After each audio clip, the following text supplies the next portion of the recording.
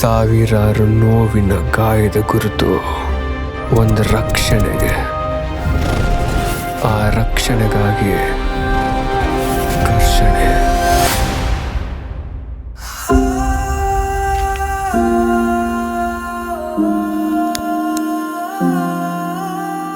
ಒಬ್ಬ ಹುಡುಗ ಈಗಿರ್ಲಿಕ್ಕೆ ಹೇಗ್ ಸಾಧ್ಯ? ಅವ ಕತೆ ಹೇಳ್ತೆ ಕೇಳ, ಬಾಳ ಗಮ್ಮತ್ತಿತ್ತು. ದೈವನಿಂದ ಪ್ರೇರಣೆಗೊಂಡ ಒಂದು ಅಧ್ಯಾಯ. ಆರಂಭ ಹೆಸ್ರಿಗೂ ಅವ ಇಪ್ಪುದಕ್ಕೂ ಬಾಳ ವ್ಯತ್ಯಾಸ ಇತ್ತು. ಅವ ಮನಿ ಬಿಟ್ಟು ಎಲ್ಲೂ ಹೋಗುದು ಬೇಡ. ನನ್ನ ಮಗು ಅಂತೇಳಿ ನಮ್ಮ ಮಗುವಾಗ ಮಾಡಿರ.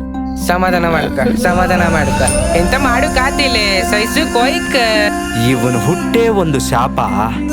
ಕೈಗೆ ಅವನ್ಗೆ ಬಳೆ ಹಾಯ್ಕಂಡೆ, ಖಡ್ಗ ಅಲ್ಲ. ಅಯ್ಯ ಅತ್ಯಂದ್ರು ನಿಮ್ ಕೂಡ ಮಾತಾಡಕಂಬ್ರು. ಇಷ್ಟು ದಿನ ಸುಮ್ಮನಿದ್ದವರು ಈಗ ದಿಢೀರಾಯಿ ಗುಡ್ಡ ಕೇಳ್ತಾರಂದ್ರ ನಮ್ಮ ಕಾಲ ದೇವರನ್ನ ಆಲೋಚನೆ ಮಾಡ್ಲಿಕ್ಕೂ ನಿನ್ ಲಾಯಕ್ಕಿಲ್ಲ. ಏನರ್ಥ? 2 ಜನ ನರಮಾನವರೇನು ಎಂಚಕ್ಕಿರ್ಬೋದು ಅಂತದೆಂತಿತ್ತು ನಮ್ಮ ಗುಡ್ಡದಲ್ಲಿ.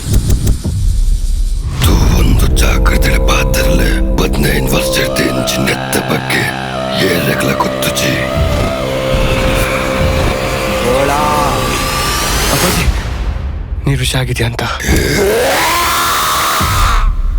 ಆ ಹೆಣ್ಣು ಕಂಡ್ರೆ ನಿನಗೆ ಇಷ್ಟ ಇಪ್ಪದ? ಜೋಲ್ ಬಿಡ್ತಾನ ಆಕಿನ್ ಕಂಡ್ರೆ. ನಾನು ನಿನ್ ಪ್ರೀತಿಸ್ತಿದ್ದೀನಿ.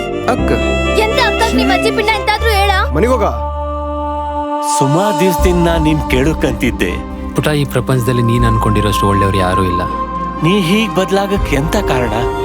ಎಲ್ಲ ನಾಟಕೀಯ ಪ್ರೀತಿನೇ. ನಿನ್ ಜೊತೆ ಕೊನೆವರೆಗೂ ನಾವ್ ಹೀಗೇ ಇರ್ತೀವಿ. ನೀ ಹಿಂಗಿದ್ರ ಇಲ್ಲಿ ನಡುದಿಲ್ಲ. ನಿನ್ ಮುಂದೆ ಮಗ ಅಂತ ಕರೆದು ಹಿಂದೆ ಸೂಳೆ ಮಗ ಅಂತ ಕರೀತಾರೆ. ಬದ್ಲಾಗಕ್ ಆರ ಜಗತ್ತಿಡೀ ನುಸುಳಿ ಹೊಂಚಾಯೋ ನರಿಸಿಂಹ ಹುಲಿಗಳದ್ದೇ ರಾಯಭಾರಿ ಆದಿತ್ತು. ಜೀವಿಸೋದಾದ್ರೆ ತೋಳ ಆಯಿ ಜೀವಿಸು. ನರಸಿಂಹಗೂ ಗೊತ್ತಾಪಿನ ಮಠ ಮಾತ್ರ ಇಂಕ್ಲ ಕಾಲಾಕಾಶ ಒಪ್ಪನು. ದುಷ್ಟರ ನೆರಳು ಸೋಕಿ ಈ ಮಣ್ಣು ಮೈಲ್ಗೆ ಆಯ್ತು. ಅದನ್ನ ನಾವು ಹೋಗಲಾಡಿಸ್ಬೇಕು ಅಂದ್ರ ಅವರ ರಕ್ತ ಹರಿಸ್ಬೇಕು. ಸಾಯಿಸೋಕೆ ಕ್ರೂರಿ ಆದ್ರೆ ಕಾಯೋಕೆ ದೈವ. ಇದು ಇಂದ ನಡೆದದ್ದು. ಕತೆ ಚಂದ ಹೇಳ್ತಿ. ಹೌದಾ?